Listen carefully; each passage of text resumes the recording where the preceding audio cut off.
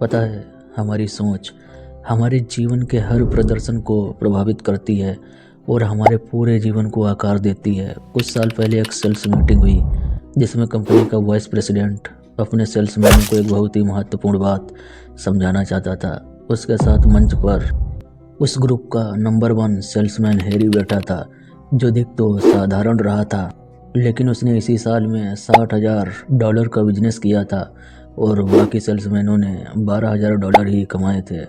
इसी को लेकर वाइस प्रेसिडेंट ने अपने ग्रुप से कहा कि हैरी में आखिर ऐसा क्या है जो आप लोगों में नहीं है। हैरी ने इस साल आप लोगों से 5 गुना ज़्यादा कमाई की है, लेकिन क्या हैरी आप लोगों से ज़्यादा स्मार्ट है? तो जवाब मिला नहीं। प्रेसिडेंट ने फिर पूछा, क्या हैरी ने आप लोगों से ज़्यादा मेहनत की है? जवाब मिला नहीं। सच तो यह है कि हैरी ने आप लोगों से ज़्यादा समय छुट्टियों में बिताया है। एक बार फिर प्रेसिडेंट ने पूछा, क्या हैरी का इलाका बहुत ही बढ़िया है? ये भी सच नहीं है। हैरी का इलाका बाकी इलाकों जैसा ही है। हैरी भी उतना ही एडुकेटेड है जितने कि आप। प्रेसिडेंट ने अपने ग्रुप को समझाते हुए बोला कि हैरी और आप लोगों में एक फ़र्क है और वो फ़र्क है सोच का। हैरी की सोच आप लोगों की सोच से 5 गुना ज़्यादा बड़ी है। इंसान की सफलता का संबंध उसके दिमाग के आकार से नहीं बल्कि उसकी सोच के आकार से होता है।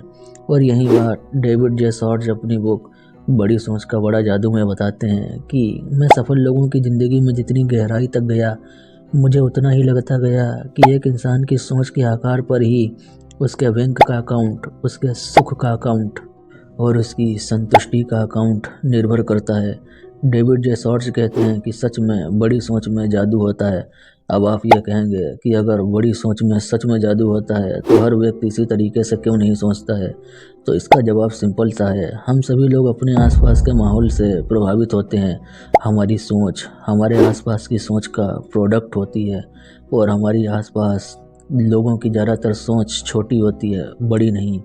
आपके चारों तरफ एक ऐसा माहौल है जो आपको धक्के मार के पीछे गिराना चाहता है और आपको बार बार बताया जाता है कि दुनिया में लीडर्स भरे पड़े हैं, कमी तो पीछे चलने वाले छोटे लोगों की है।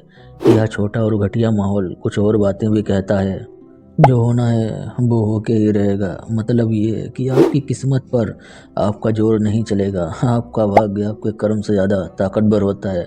इसलिए आप अपने सपने को भूल जाएं, एक बड़ा सा घर लेने की अपनी चाहत को भूल जाएं, बेहतर ज़िंदगी को भूल जाएं और सब कुछ किस्मत पर छोड़ दें और जाकर अपने बिस्तर पर लेट जाएं और मरने का इंतज़ार करें।